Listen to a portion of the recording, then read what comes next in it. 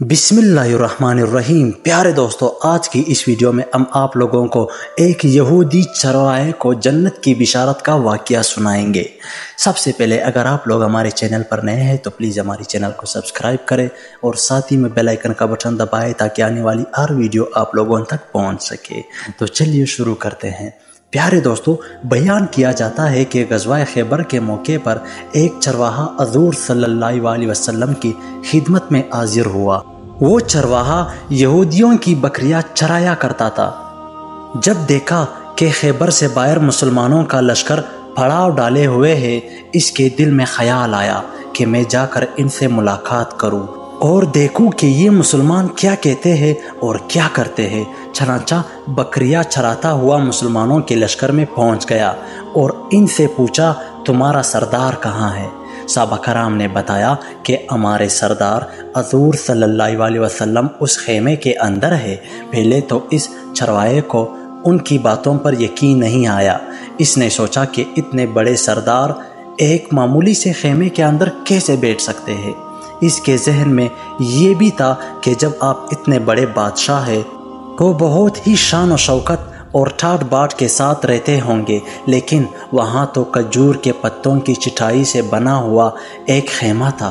खैर, वो चरवाहा उस खेमे के अंदर आप सल्लल्लाहु अलैहि वसल्लम से मुलाकात के लिए दाखिल हुआ और आपसे मुलाकात की और पूछा कि आप क्या पैगाम लेकर आए हैं और किस बात की दावत देते हैं। हज़ूर सल्लल्लाहु अलैहि वसल्लम ने इसके सामने इस्लाम और ईमान की दावत रखी और इस्लाम का पैगाम दिया। इसने पूछा कि अगर मैं इस्लाम की दावत कबूल कर लूँ तो मेरा क्या अंजाम होगा और क्या रुतबा होगा। हज़ूर सल्लल्लाहु अलैहि वसल्लम ने इरशाद फरमाया कि इस्लाम लाने के बाद तुम हमारे भाई बन जाओगे और हम तुम्हें गले से लगाएंगे। इस चरवाहे ने कहा कि आप मुझसे मजाक कर रहे हैं, मैं कहाँ और आप कहाँ? मैं एक मामूली सा चरवाहा हूँ और मैं एक सियाह फाम इंसान हूँ। मेरे बदन से बदबू आ रही है। ऐसी हालत में आप मुझे कैसे गले से लगा सकते हैं? हज़ूर सल्लल्लाहु अलैहि वसल्लम ने फरमाया कि हम तुम्हें ज़रूर गले से लगाएंगे और तुम्हारे जिस्म की सियाही को अल्लाह ताला मिटा देगा और अल्लाह ताला तुम्हारे जिस्म से उठने वाली बदबू को खुशबू से तब्दील कर देंगे। ये बात सुनकर वो फ़ौरन मुसलमान हो गया और कलमाए शहादत पढ़ लिया। फिर हज़ूर सल्लल्लाहु अलैहि वसल्लम से पूछा कि या रसूल अल्लाह सल्लल्लाहु अलैहि वसल्लम मैं क्या करूं?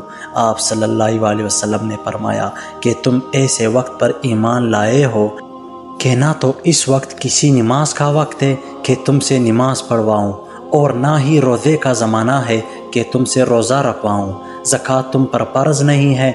इस वक्त तो सिर्फ़ एक ही इबादत हो रही है जो तलवारों की छाँव में अंजाम दी जाती है, वो है जहाद फी सबीलिल्लाह। इस चरवाहे ने कहा, या रसूल अल्लाह सल्लल्लाहु अलैहि वसल्लम मैं इस जहाद में शामिल हो जाता हूँ, लेकिन जो शख्स जहाद में होता है इसके लिए दो में से एक सूरत होती है, या गाजी या शहीद। तो अगर मैं इस जहाद में शहीद हो जाऊँ तो आप मेरी कोई ज़मानत लीजिए।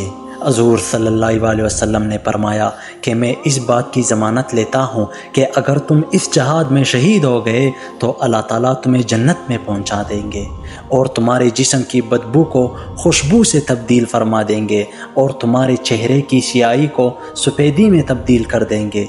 चूँकि वो चरवाहा यहूदियों की बकरियां चराता हुआ वहाँ पहुँचा था, इसीलिए हज़ूर सल्लल्लाहु अलैहि वसल्लम ने फरमाया कि तुम यहूदियों की जो बकरियां लेकर आए हो इनको जाकर वापस करो, इसलिए कि ये बकरियां तुम्हारे पास अमानत है।